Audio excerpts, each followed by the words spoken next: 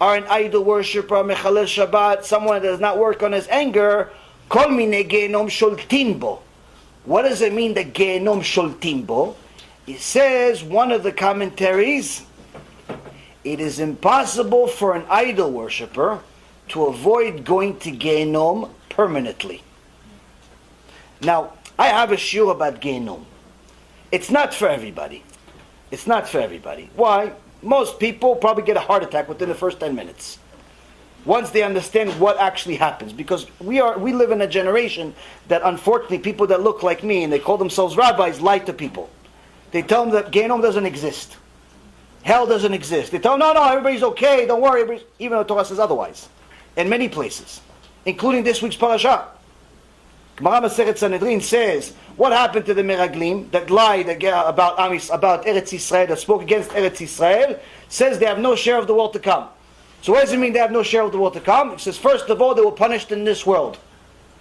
They spoke against the land of Israel. Hashem took their tongue and connected to their belly button and let them rot in front of everybody. A vicious, horrible, disgusting death. This is this week's parasha. But aside from that, after they died, he says they have no share of the world to come. What does no share of the world to come mean? It means Gehenom. What does Gehenom mean? Anyone who wants to know a lot of details should watch my shiur about Gehenom. Just hit over 10,000 views. So apparently a lot of people want to know about Gehenom. A lot of people want to know about Gehenom. But it'll scare you. It'll scare you. And the reason why is because it's real. And you need to know a little bit about it. Anyone that knows a little bit of Hebrew, I brought a book, you could read a little bit about it. I can't give it to you because it's my book, but I can show you. And I give you a verse. A verse in the Torah where Yeshua ben Levi, one of the greatest tzaddikim that ever lived, one of the 10 people that never died, went to Gan Eden with his suit on. 10 people in history never died. Hashem decided to take them from this world into the next world. One of them is Eliyahu Navi. One of them is Yeshua ben Levi. One of them is Benjamin. One of them is Eliezer, the helper of Avraham Avinu, and so on and so forth. Yeshua ben Levi, he had a good friend. Who was it? Eliyahu Navi. Eliyahu the prophet, he was his friend. They were friends. So Eliyahu Navi comes to him and he says, are you interested in seeing Gehenom? And he says, yeah, sure, why not? Why not? I want to see it. Anybody here interested in seeing Gehenom? Not so much, right? I promise you don't want to see it. But I'll tell you a little bit about it, just so you know a little 1% of 1% of 1% of 1% of 1% of 1%, what it sounds like. So you understand? This is real. Why do you need to know it's real?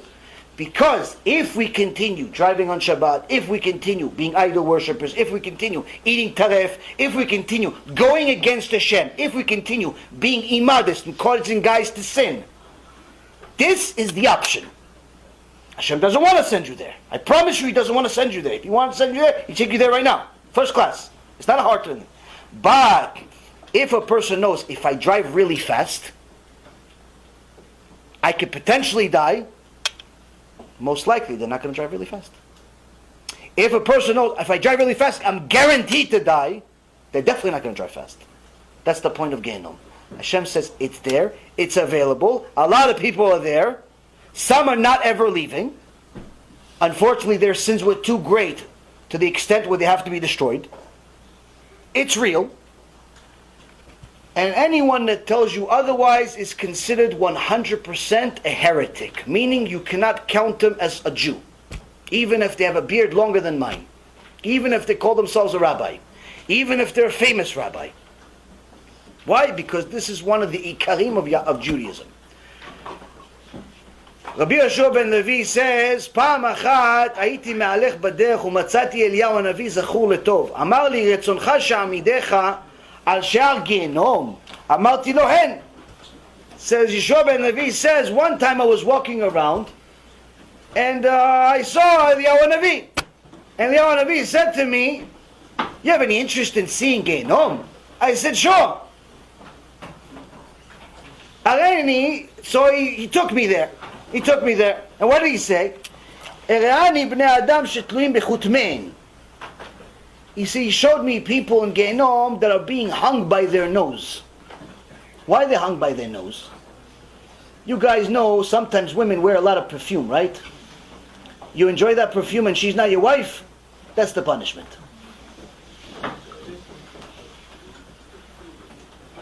Ubnei Adam shetluim bidem. Some people hung by their hands. Why are they hung by their hands? You ever take something that's not yours? That's what happens. Ubnei Adam shetluim belshonam. You ever say something that you're not allowed to say? You lied. You lied. You said lashon hara about somebody. That's what happens. Ubnei Adam shetluim beragleim. Some people are hung by their legs. You ever go somewhere that you're not really supposed to go to? Instead of going to a shiur Torah, you went to the bar. You went to the pub. You went to nightclub. You went to one of those places. That's part of the process. Verani nashim kliot bedadehen. He showed me women hung by their chest. You know, sometimes a woman, she likes to get attention. She wants all the guys to look at her. So she wears a shirt that's perfectly, shows everything. Meaning it's almost like it's not there. She shows everything. She shows everything. It's almost like it's not there. Or, better yet, she calls herself a Rabbanit because she covers everything, but it's so tight, it might as well not be there. Because with the clothes, without the clothes, you're not really sure if she's wearing anything. It's so tight. So the Eliyahu Navi says, those people, they're going to have a special section, they're hung by that. You want to show your chest? No problem. We're going to show everything to the whole, every single person that goes is going to see you hanging by what you want to show the whole world. Verani bnei Adam shetluim be'einein. He showed me people that are hung by their eyes. You know, some guys, they like to look at those girls. They like to look at those girls. Hashem says, you want to look at them? No problem. That's what you do. They hung them by the eyes. Ve'ani bnei Adam shema'achilim otam besaram. We're almost done with this section because I'm already seeing that you guys are scared enough. And he says, he showed me people that Hashem fed them their own flesh. Why? They ate nevelot v'trefot. You ate non-kosher food? I said eat kosher food, no? Oh, you ate non-kosher because you like the little pepperoni in your pizza? You like a little worms in your salad from Subway because you thought it was kosher even though it doesn't say kosher on the door. The only thing that was kosher is something that you thought about but not in the restaurant. So I'll feed you something else. Who? Yourself.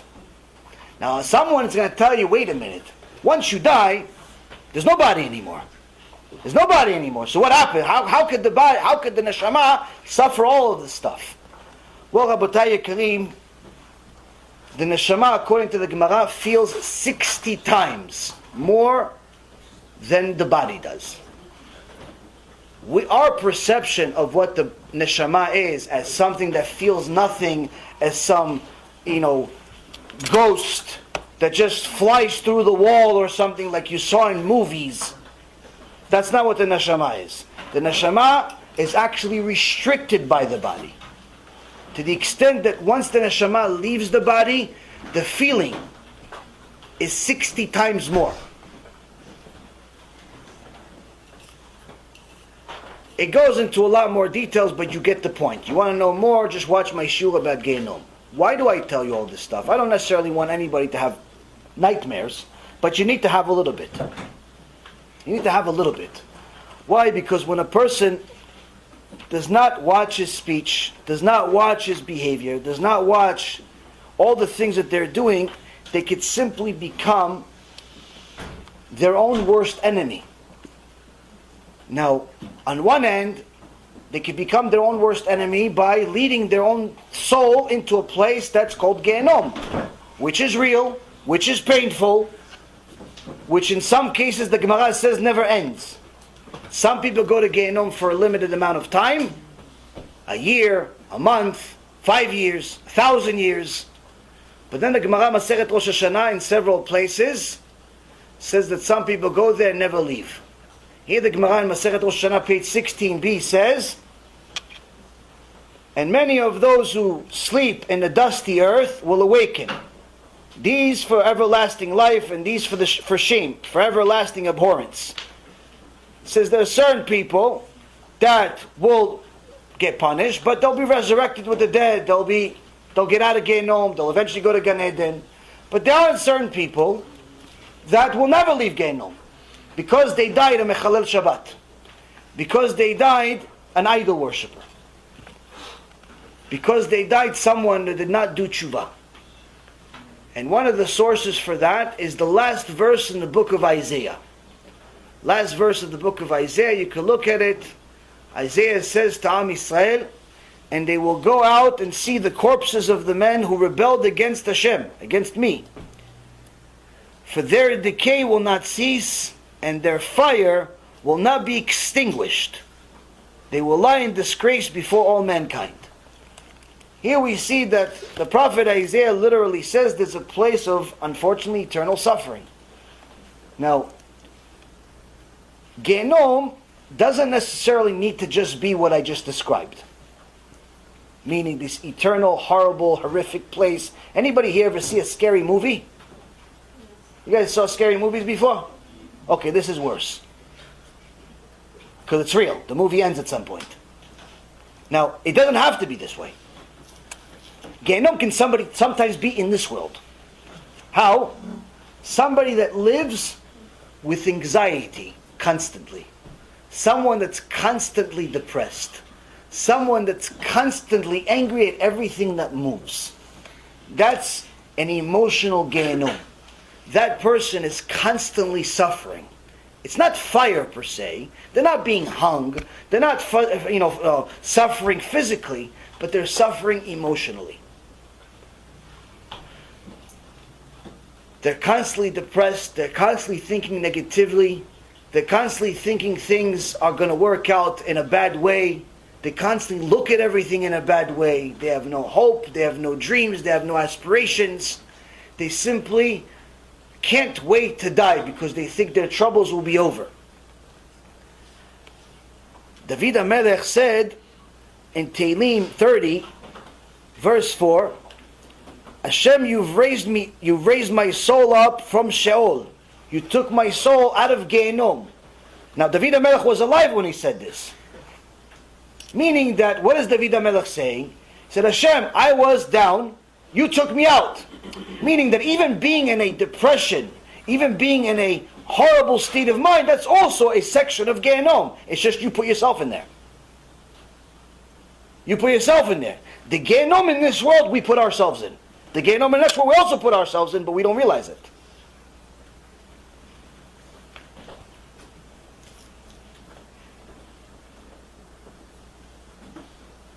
If a person thinks about his actions, thinks about his behavior, thinks about what she's doing, thinks about what he's doing, they'll realize that most of the problems that they have in their life is actually within their hands. They brought it to themselves. And Rav Ephraim says, my Rav, he says, if somebody told you, do you want cancer? How many people here, by a show of hands, how many people here says yes, you want cancer? Anybody here want cancer? Once, twice, 3 times? No? Same price? No? Anybody here want diabetes? Diabetes maybe? Anybody here want AIDS? Anybody here want heart attack? No, right? With the exception of AIDS, the other 3 people bring on themselves. AIDS also. But the other 3, they bring on themselves without even realizing it. Now if somebody told you, do you want any one of these horrible, deadly diseases if I paid you $1 million? How many people would say, you know what? I'll take a little chemo for $1 million. How many? How many people? $2 million. $2 million to get a little cancer. No? How many? $2 million cancer. $2 million diabetes. $2 million. You're actually thinking about it? You gotta come to every shoe. You gotta come to every shoe. $2 million for cancer. No? Oh. Anyone that's actually contemplating it, you should go to the cancer unit and tell them, I want to see what a cancer patient looks like. No, be'emet, you need to see it, because then you realize now you don't want it. Now, of course, no one here would take cancer for any price. Not 1 million, not 2 million, not 2 billion. No one here will take diabetes for any price. No one here would take a heart attack for any price. Rabbi Chaim asks us, then why are we giving it to ourselves for free? If you're not going to take it for 2 million, for 5 million, for 100 million, why are you giving it to yourself for free? By living a life full of anger. You know how many people die all the time because they got so angry they got a heart attack? You know how many people lose their minds to the point where they literally make themselves sick? The truth is that it's the majority of people. What we wouldn't take for an endless amount of money, Rabbi Chaim reminds us, we unfortunately sometimes give it to ourselves for free. We give ourselves Gehinnom in this world even though we didn't want it, by simply not paying attention. Now,